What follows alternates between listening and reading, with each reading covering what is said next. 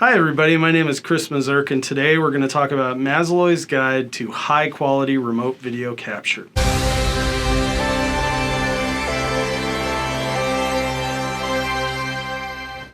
The first thing that you want to think about is your hardware. There's three key components to your hardware: your camera, your lighting, and your sound. So we can make it really easy. As far as the camera goes, you're probably going to want to grab a high quality, at least 1080p webcam that you can plug into your computer. You can use your cell phone. Most Android and iPhone phones come with really great quality cameras. It just gets a little bit more complicated to get them connected to your computer, and I wouldn't advise using them in standalone mode. The next thing you need to keep in mind is your lighting. So lighting's really easy. Just grab yourself a nice 18-inch ring light off Amazon, or if you're shooting at your desk and just filming directly from your desk setup, you can get one of those ring lights that sit on your desk, or one of those lights that attach to your monitor. But the beautiful thing about a ring light is it's going to evenly light your entire face, which is what we're going for. It might leave rings in your pupils, and sometimes people can be a little picky about that, but ring lights are just the easiest way to get nice, even lighting distribution on your face. And then that third and final thing that we're going for is your sound or your audio quality. Now, if you're recording at your desk, which most of us are, there's two things you got to keep in mind. The first one is you need to get a decent quality microphone. You can get a nice podcast style microphone for around $100 that's USB, plugs right into your computer, really easy to set up, so that's what I would recommend. And you don't have to worry about getting one of those boom mics or boom arms to kind of hang it in front of your face. Just put it down in front of you on your computer. As long as you're using a decent microphone that's intended for remote capture, you're doing great.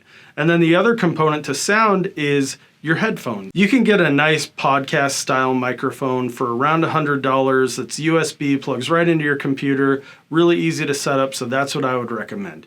And you don't have to worry about getting one of those boom mics or boom arms to kind of hang it in front of your face.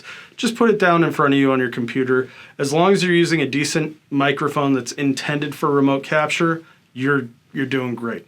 And then the other component to sound is your headphones. You probably want to do something that's going to be some sort of a headphone solution, because if you don't have it, you're going to get a lot of echo, especially if you're interviewing somebody. If you're not interviewing somebody, if it's just you, you don't need headphones. But if there's going to be a conversation, you need to make sure that you've got a way to hear what's happening without it coming over your speakers and being picked up by your microphone. Now, there's software that will cancel that stuff out, but in the event that you're talking at the same time as them, it's going to cause problems. So the easiest thing you can do is just get, a pair of earbuds or something that plug into your speakers. Or if you're using your cell phone, what you can also do is you can just get a pair of AirPods for your iPhone and plug in just one of the ears. Then, it's a little bit more discreet. You can even use that as a microphone if you absolutely have to. But anyway, the point is, if you can, and especially if you're interviewing somebody, you want to make sure that you have a headphone solution. Next up, we're going to talk about your background environment. So what we've got here behind me is a background that we built. We went through an effort to actually create this thing. Most of the time when people are doing high quality remote capture, they're probably sitting at home, and they might be sitting at their desk, or they may be in their office, but they're usually sitting in their work environment. And what we end up seeing a lot of times is two important things.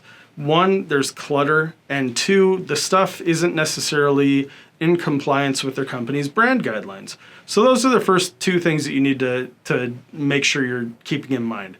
Take a moment, look around, and make sure that you're freeing the environment of any clutter, any noticeable dust, any of that kind of stuff. And then the other thing is make sure that anything you have behind you is something that, the company owner would approve, or if you are the owner, something that you feel represents your company's brand. And the last thing, and I can't stress this enough, please don't use virtual backgrounds. We're coming out of COVID, and we've all lived that Zoom lifestyle where everybody has those fun virtual backgrounds and stuff. What we're trying to do when we're creating these videos is to create something that's engaging and authentic. And we all know, because we've gone through that, the 2 years of Zoom, that there's two things that really feel non-engaging and non-authentic. One of them is having no camera on at all, so we're gonna fix that with this. And the second thing is virtual backgrounds. They don't have any place in business videos, so get them out of there. So now that we've talked about your hardware and your background, let's talk about your software. It's super important and it's really easy. First, make sure you got a solid internet connection. If at all possible, hardwire your device into, your router or whatever you're using to get internet from. If you can't do that, just make sure you have really, really solid Wi-Fi. That causes more problems than you would imagine. And the second thing is make sure you're using high quality capture software. What we use is a tool called Riverside.fm. You can get it, it's not particularly expensive, and we love it. It's a little bit trickier than using Zoom or Google Meet or Microsoft Teams. What it does that none of the other ones do is it allows you to capture at your full quality of video and audio. Now, audio you probably get away with if you captured it over Zoom as long as you're using a good microphone, but the video is a totally different ballpark. If you're using Riverside, you can capture up to 4K. If you're using Zoom, you capture at 480p. So it's literally like looking at a brand new beautiful TV versus one of those old, CRT boxes that we had in like the 90s. So now let's talk about scripts. Do you need a script? Do you not need a script? How do scripts work? How do I leverage scripts to my advantage? So the first thing is you gotta at least have an outline so you can keep your thoughts structured. Otherwise you'll start rambling. What we love doing here is to start with an outline video and then get a transcript of that and turn it into a script. That way we can make sure it's nice and concise and on point, but we're not taking all of this time to come up with something out of nothing. Now, if you have a script, you have to make sure that you have a teleprompter solution, or if you're sitting at your computer, maybe you have a second screen, but you gotta make sure that if you're reading off that second screen, it looks like you're reading into the camera. But the most important thing is if you are using a script, you need to balance reading and memorizing. You don't need to memorize the whole thing. It'll make you look like a robot. But if you're just reading everything, you're definitely going to look like a robot.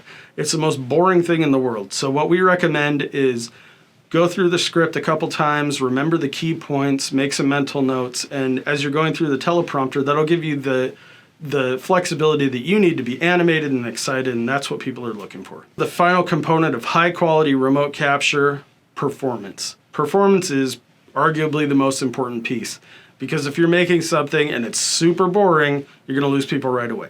So we have 3 tips when it comes to performance. The first tip is use a buddy. Make sure that you've got somebody who's noticing if, hey, you missed something in your background and it's not actually clutter-free. The second thing I want you to keep in mind at all times is to smile. You don't actually need to smile, but if you're thinking smile, your face is going to look a lot happier, and people like happy people. It's going to be a lot more engaging. You've all seen videos of people that are not smiling and it's not fun and they look like they're not having a great day. So just think smile, and hey, maybe sometimes actually smile. It'll be okay. And the final thing when it comes to your performance is more is more. The hardest thing about being in front of a camera is we all have the tendency to turn into statues and stand here with our arms at our sides and look into the camera, and it's just so boring. More is more. You might feel like you're being goofy. I've been standing here this whole time with my arms up, waving them around like a goofball, but that's okay, because when it actually comes across in the edited video, it's not gonna look as goofy as you feel doing it. So more is more. Use hand gestures, be animated, be a little bit over the top. It's gonna be okay. So that's it.